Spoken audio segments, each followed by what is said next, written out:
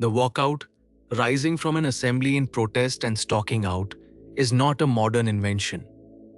This very epic records one, ages ago. In those days, India was a patchwork of independent kingdoms, one dharma and one culture shared across them all, but each state's freedom scrupulously honored. Now and then, a strong king would seek to be acknowledged overlord of the rest. When the other kings gave their assent, he would perform the grand Rajasuya, and they would attend to mark their acknowledgement of his supremacy. So, with Jarasandha dead and the way clear, the Pandavas invited the kings of the land and held their Rajasuya. The whole world of crowns gathered under one roof, which is a fine thing, until pride enters the room. The rites reached the ceremony of the first honor, the tribute paid to the single guest judged worthiest to take precedence over all the rest. And there the trouble waited, for in a hall full of kings, each convinced of his own greatness, who could possibly be named first without wounding the pride of everyone else? Bhishma had no doubt at all. Let the first honor go to Sri Krishna of Dwarka, said the grandsire, with the full weight of his authority, and Yudhishthira, whose own heart said the same, was glad to follow him. Of every soul in that vast assembly, the eldest and wisest agreed. None stood higher than Krishna. So at Yudhishthira's word, Sahadeva stepped forward and offered Krishna the honors that tradition prescribed. All eyes turned to Krishna, who received them with quite unassuming dignity. It was a solemn, beautiful moment. It lasted about as long as it takes a jealous man to draw breath, for one king in that hall could not bear the sight. Sisupala of Chedi hated Krishna the way only wickedness can hate goodness, helplessly and with its whole heart. To watch his enemy crowned first among kings was more than his swollen pride could hold, and it burst. He laughed aloud, a jeering, deliberate laugh that cut across the sacred hush. Ridiculous, he called it. Unjust. Though why am I surprised? And with the whole assembly staring, Sisupala rose to pour out an insult so long and so venomous that it would test the patience of a god. Which, though he did not know it, was exactly what he was doing. He spared no one. He sneered at Yudhishthira's birth and at the birth of the sons of Kunti. He mocked Bhishma as one born of a river that only ever runs downhill. He insulted Sahadeva, who had done the honors. Each word was a poisoned arrow loosed into a holy assembly, and Sisupala loosed them smiling. Then he turned the full force of it on Krishna. A cowherd, he spat. A fool by birth, a herdsman by breeding. This is your worthiest? Are the men of this assembly so dumb that not one will speak against it? He flung the word cowherd like filth, again and again, as though repetition could make Krishna small. And here is the ugly truth of such moments.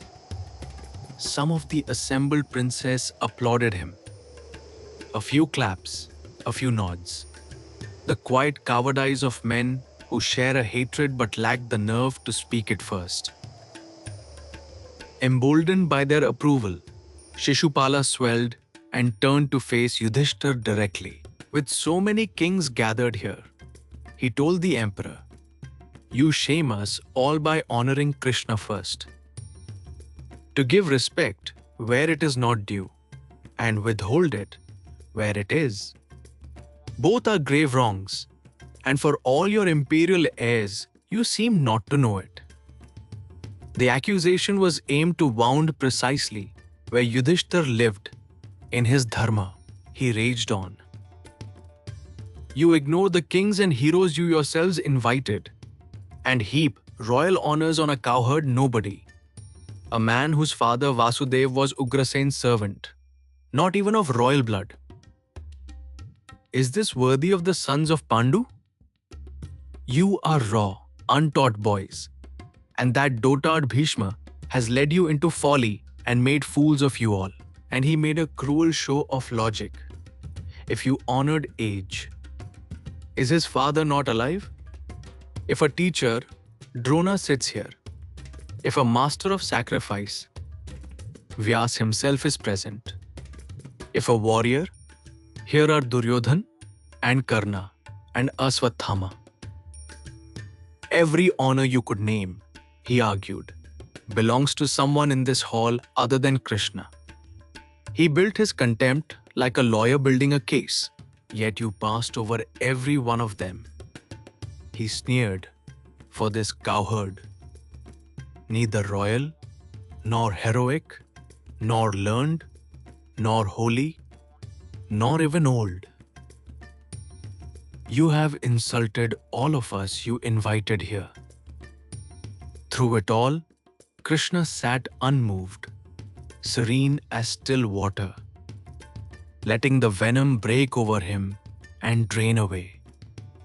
His calm only made Sisupala wilder. We did not bow to Yudhishthira's title out of fear.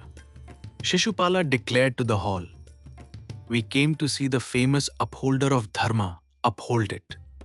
And instead he insults us and honors the villain Krishna, who killed Jarasandha by a trick. Call your emperor unrighteous from this day. He was rallying the room now, turning insult into insurrection. Then, worst of all, he turned on Krishna himself with a final filth. And you, what shame to sit and accept an honor you never earned. Like a dog snatching a scrap no one guarded. These kingly tributes insult you as surely as showing colors to a blind man. Every word now was another notch cut against a reckoning Sisupala could not see coming. Yudhishthira, Bhishma, Krishna, all cut from the same worthless cloth. Sisupala finished, and having emptied his poison, he rose from his seat and stalked toward the doors, calling on the other kings to walk out with him and share his outrage.